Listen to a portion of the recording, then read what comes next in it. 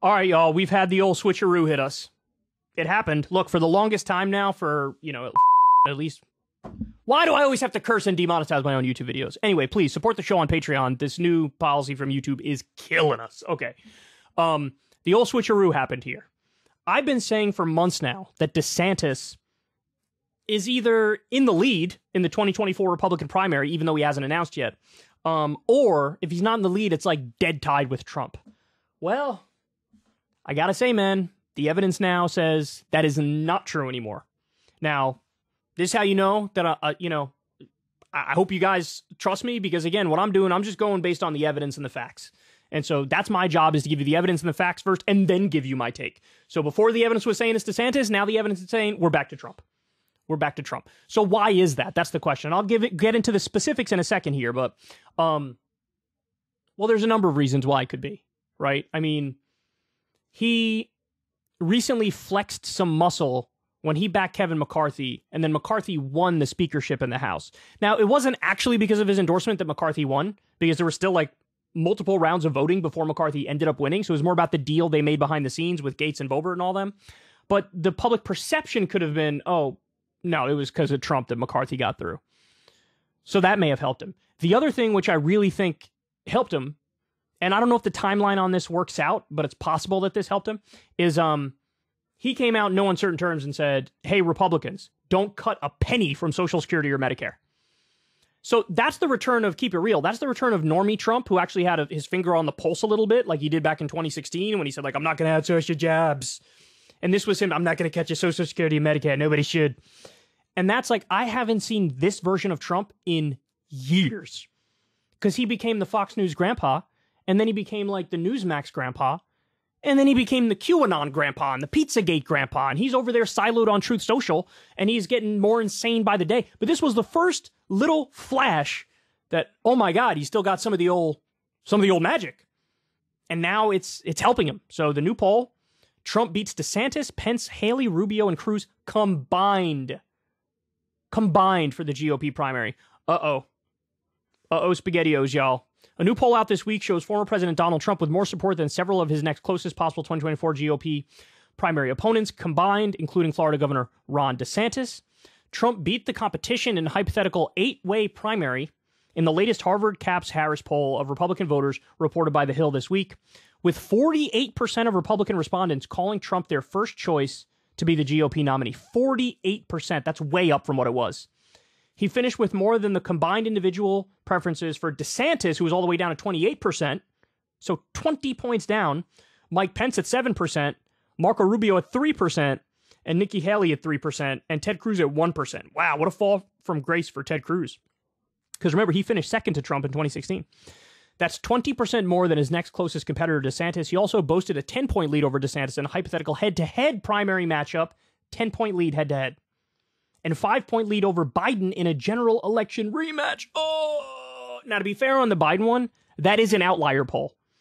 But Trump now having a big lead over all the other Republicans, it is not an outlier. This is like the third or fourth poll that I've seen in recent days with Trump up and up pretty comfortably. Okay. Trump lost the popular vote to Biden by 5.5 points in the 2020 election in spite of the promising showing. Experts say it shouldn't be taken as a guarantee that Trump will ultimately prevail.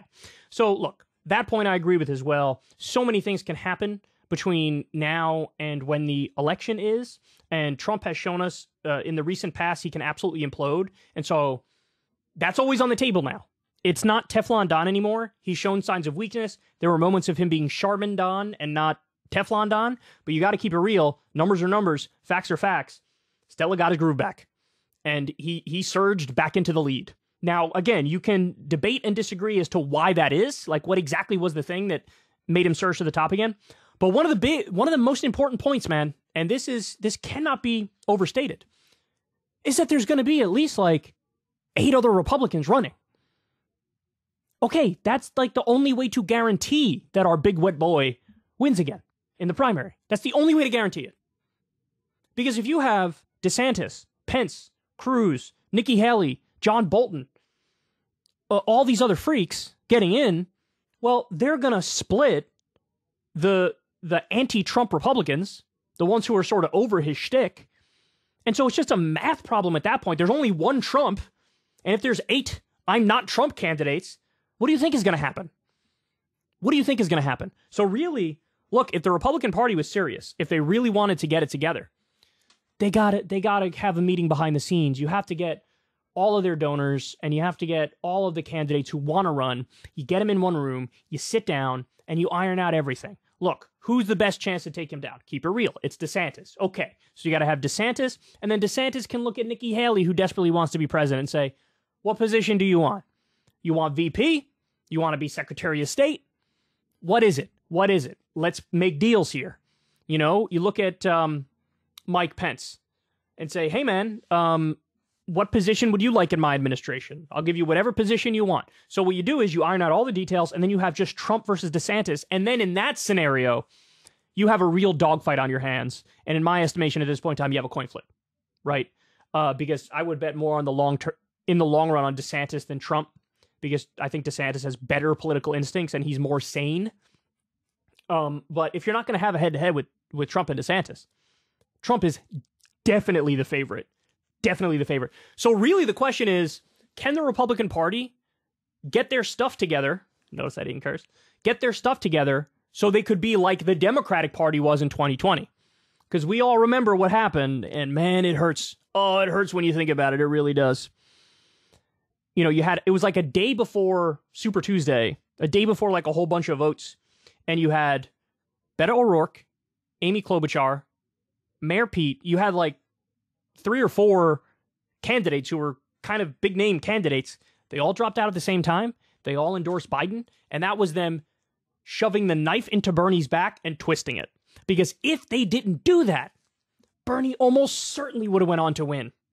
But the Democratic establishment realized, oh, well, you know, we can't have this guy do it because he's going to destroy our whole corrupt scam we got going on here with all these, these insiders and these consultants. None of them will ever get a job again in Democratic politics. So we got to destroy this guy. They organized, and that's how they took down Bernie. Can the Republicans get it together enough? Look, my guess is, at least as of right now, no, they can't, because they didn't get it together in 2016. It was too little, too late against Trump. And also, there's just too many giant egos in the room. Way too many. John Bolton's going to run for president? John Bolton, the man who can only get an erection from war. That guy thinks he's got a chance to win? That guy. Nikki Haley, who's basically made in a lab by lobbyists and donors, she's going to win? And by the way, what's her whole pitch? Identity politics. You know, I'm a woman of color, but I'm also super conservative and I super serve the donors. Okay, well, nobody wants that. And nobody likes you. So they gotta put their egos aside. They have to do the plan I just laid out, but I don't think they're going to get it together. So at that point, what you're doing is you're relying on Trump to implode, which can happen. It certainly can happen, but it ain't no guarantee, dog. It ain't no guarantee. And Trump is showing the first signs of life that I've seen in a long time. He really is. Between the Social Security thing, I mean, really, that's the biggest thing, right? Social Security, Medicare saying don't cut these under any circumstances. We'll see. We'll see what happens, but the big dog is back on top. If you want to see me and Crystal Ball interview legends like Noam Chomsky, Cornel West, and more, subscribe to Crystal, Kyle, and Friends on Substack. $5 a month gets you the video version a day early. Remember, we take 0 ad dollars for this podcast. Or you can sign up on Substack for free and get the audio version a day later. Link in the video description box below.